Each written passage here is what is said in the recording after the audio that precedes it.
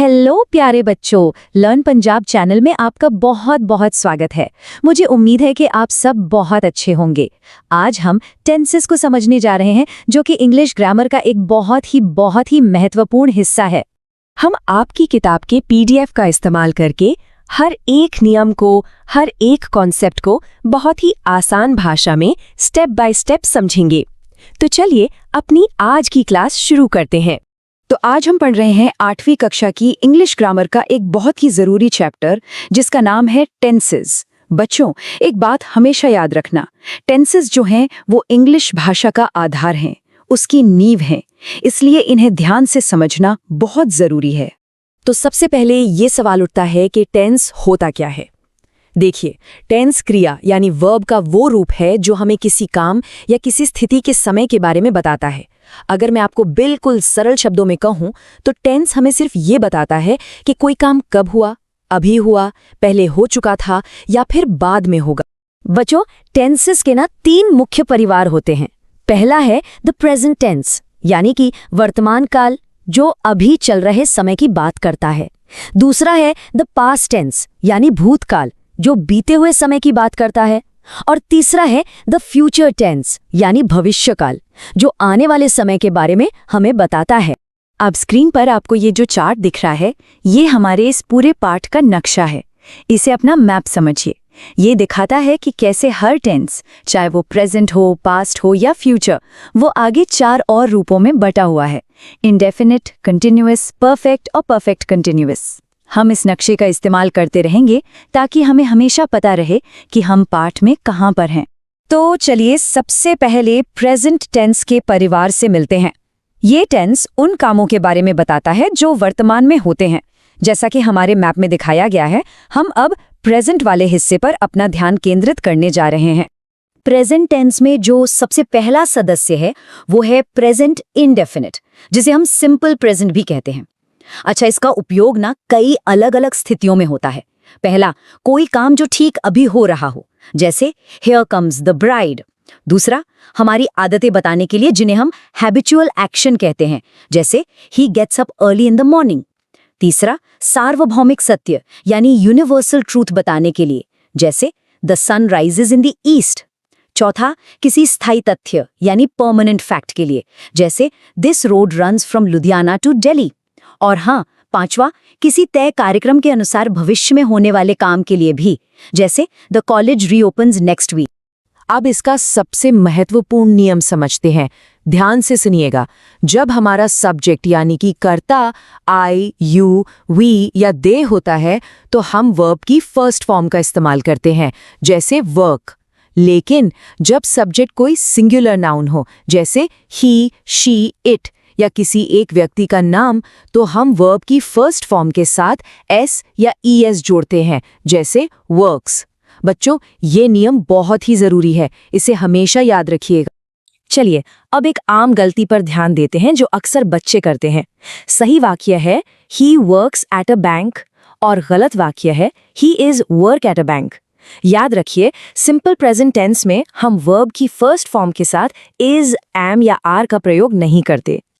चलिए बच्चों, अब जो नियम हमने सीखा है उसकी प्रैक्टिस करने के लिए हम सब मिलकर एक्टिविटी 6 को हल करते हैं। इससे आपका कॉन्सेप्ट और भी ज्यादा पक्का हो जाएगा। पहला सवाल है, प्रिया लव और लव्स हर वर्क। अब जरा सोचिए, यहाँ हमारा सब्जेक्ट क्या है? प्रिया। तो बताइए, प्रिया सिंगुलर है या प्लूरल?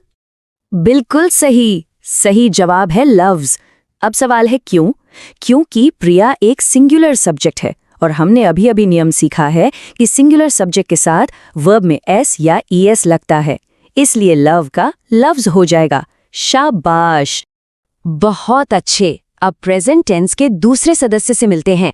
ये है प्रेजेंट कंटिन्यूअस टेंस। इसका उपयोग उस काम को बताने के लिए होता है जो बोलते समय चल रहा है, मतलब काम ठीक अभी हो रहा है।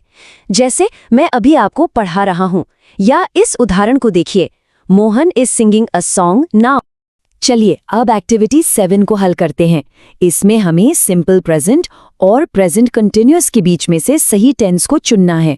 पहला सवाल है, I dash not belong to Delhi. अब सोचिए, क्या ये कोई काम है जो अभी चल रहा है या ये एक स्थायी तथ्य है? जी हाँ, ये एक स्थायी तथ्य है, एक परमानेंट फैक्ट है, इसलिए हम सिंपल प्रेजेंट टेंस का उपयोग करेंगे और सही जवाब होगा do not belong. Present tense के अगले दो सदस्य हैं प्रेजेंट परफेक्ट और प्रेजेंट परफेक्ट कंटिन्यूअस। देखिए, प्रेजेंट परफेक्ट का इस्तेमाल उस काम के लिए होता है जो अभी अभी खत्म हुआ है, जैसे द सन हैज सेट, मतलब सूरज अभी अभी डूबा है। वहीं दूसरी तरफ प्रेजेंट परफेक्ट कंटिन्यूअस उस काम के लिए इस्तेमाल होता है जो अतीत में यानी पास्ट में शुरू हुआ था और अभी भी चल रहा है, जैसे it has been raining since morning, मतलब बारिश सुबह शुरू हुई थी और अभी भी हो रही है। इन दोनों में जस्ट फिनिश्ड और started in the past and still going का अंतर समझना बहुत जरूरी है। बहुत बढ़िया, हमने प्रेजेंट टेंस पूरा कर लिया है। अब हम अपने मैप में आगे बढ़ते हैं और टेंस के दूसरे परिवार यानी पास्ट टेंस की ओर चलते हैं। ये टेंस उन कामों के बारे में बताता है जो पहले ही पूरे हो चुके हैं। प्रेजेंट टेंस की तरह ही पास्ट टेंस के भी अपने रूप होते हैं। सिंपल पास्ट का मतलब है कोई काम जो अतीत में पूरा हो गया, जैसे आई सॉ हिम येस्टरडे।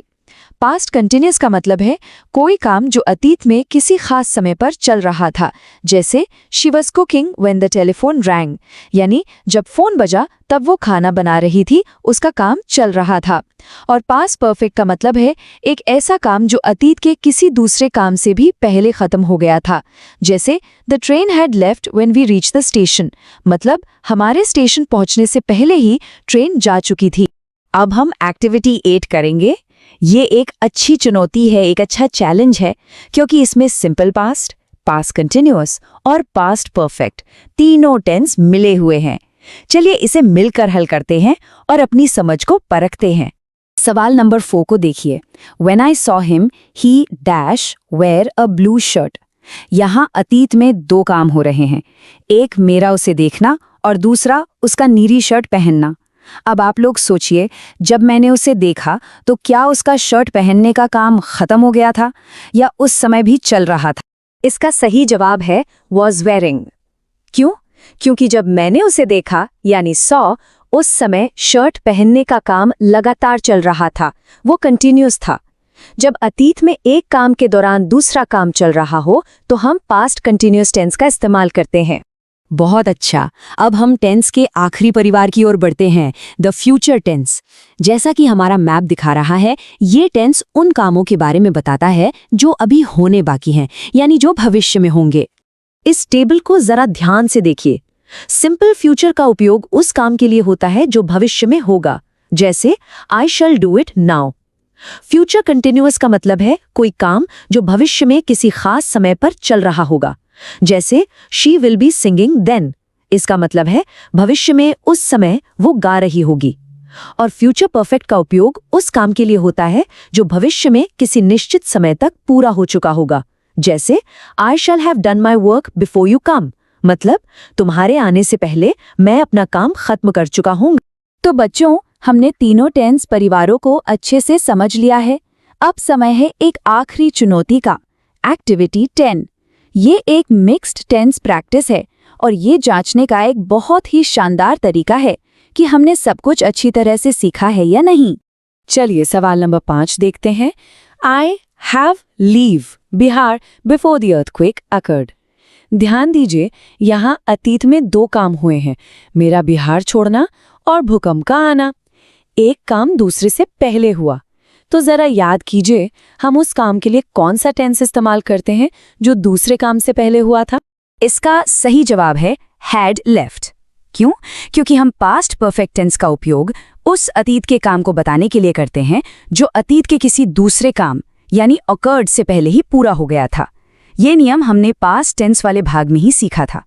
प्यारे बच्चों, आज हमने टेंसेस के चैप्टर को बहुत विस्तार से पढ़ा है। हमने प्रेजेंट, पास्ट और फ्यूचर टेंसेस और उनके सभी रूपों को उदाहरणों और अभ्यास के साथ समझा। अगर आपको ये पाठ अच्छे से समझ में आया हो तो कृपया इस वीडियो को लाइक करें, हमारी चैनल लर्न पंजाब को सब्सक्राइब करें और इस लेसन को अपने दोस्तों के साथ भी ज़रूर शेयर करें। हम आपके सिलेबस के हर चैप्टर को आपकी PDF का उपयोग करके बहुत ही आसान तरीके से समझाएंगे। धन्यवाद और अगली क्लास में मिलते हैं।